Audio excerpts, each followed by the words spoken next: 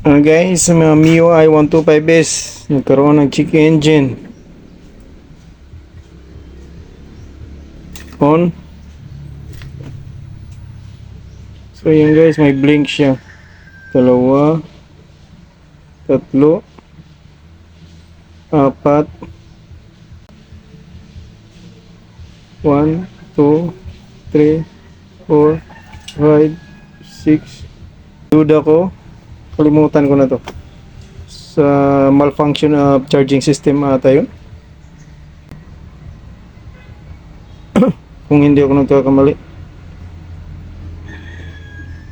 So yan guys, i-scan ko to. Para sigurado kasi nakalimutan ko. I-scan ko.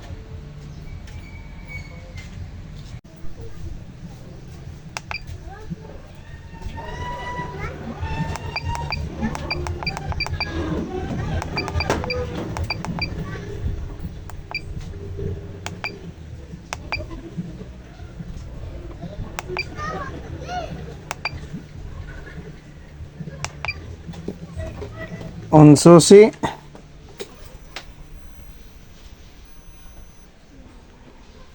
Read fault code.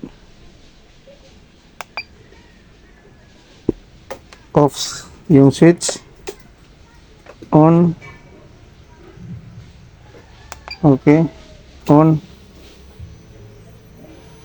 Tingnan natin yung fault code. 46. If I system supply is abnormal, read output line.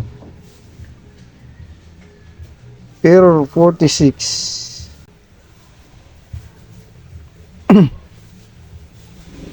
If I system power supply is abnormal. Guys, hindi na mapasok ng scanner kasi naglubat na siya.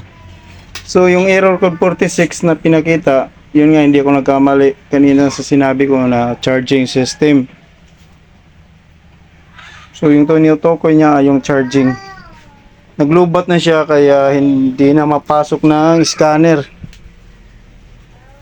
So ang gagawin ko ngayon guys ay babaklasin ko dito sa regulator. Tingnan ko kung napano naman yung regulator, baka nag-loose lang yung sakit. Kasi yung regulator nito ay hindi na pang MIUI 125, pang sniper siya. So pinalitan lang ng socket para lang siya makabit. So baka nag-loose na naman, uminit. So titingnan ko.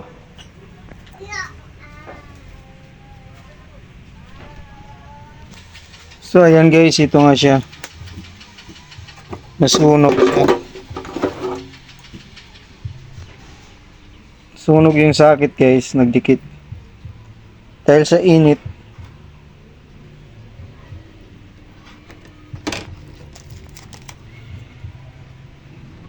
Dahil sa init ng wire, nasunog siya. So ayan guys. Kasi bali dalawa tong socket. Yung socket doon, yung para sa MIUI talaga na socket ng regulator. Tapos yung dito, ginawaan ko na lang siya ng socket kasi nga itong regulator na to ay pang sniper. So nakakita ko ng socket na pang stator ng mga Rusi or Skygo. Pang stator to na socket. So magkasya siya dito. Siya yung ginawa kong socket dito. So bali nagdalawa yung socket niya. Mula doon sa para sa pang stock talaga ng MIUI, kasi yung stock nito nasira na din. Nagawa ko ng wire papunta dito para gawaan ko siya ng socket para dito. So socket ito ng stator, pareha siya dito. Siya yung ginawa kong socket dyan. Uminit to guys dahil sa klase ng wire. Natunaw yung insulation, uminit yung insulation. So ayan, nasunog.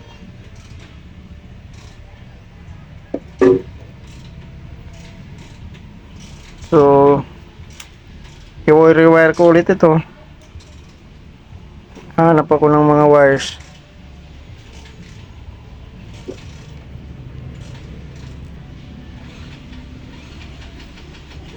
Para ikabit ito ulit. So yan guys.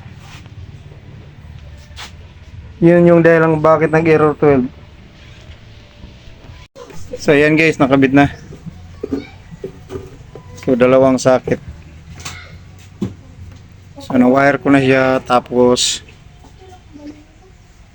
i-test ko na.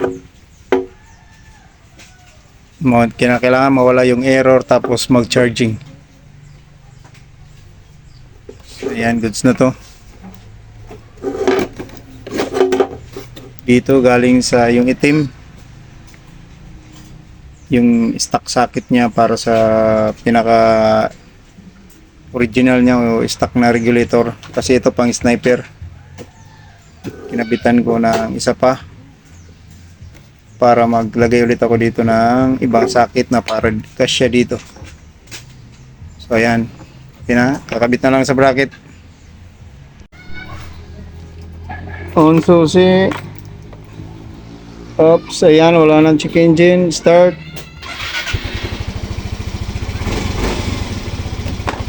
Goods na, wala nang check engine. Next, scan natin para ma-delete yung malfunction history. Patayin muna natin. Silangan natin ang scanner. Diagnosis. Yamaha.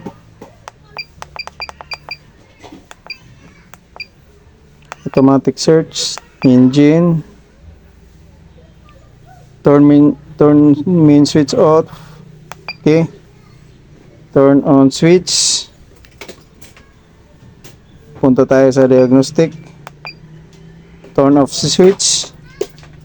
Okay. Turn on. Turn on switch.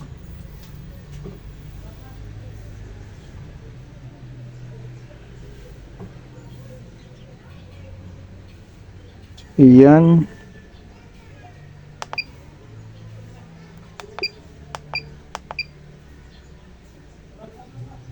Lubat pa siya, 11.1.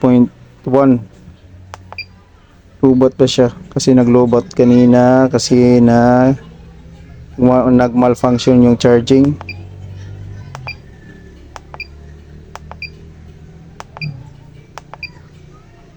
So ito yung error niya. Malfunction history code, display 46.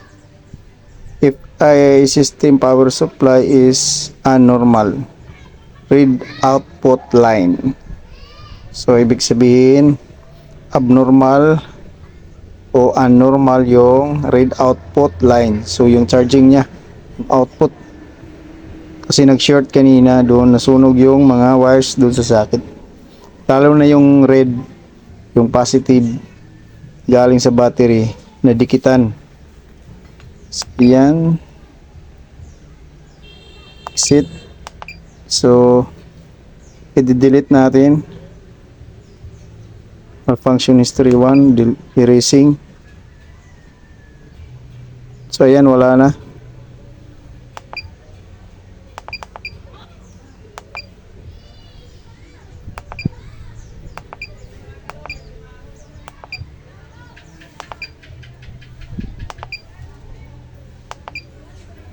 Punta tayo sa read fault code. Off yung switch. Okay. Turn on switch.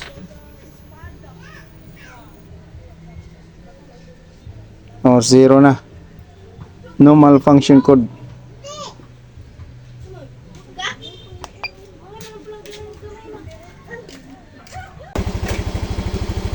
So yan guys, goods na.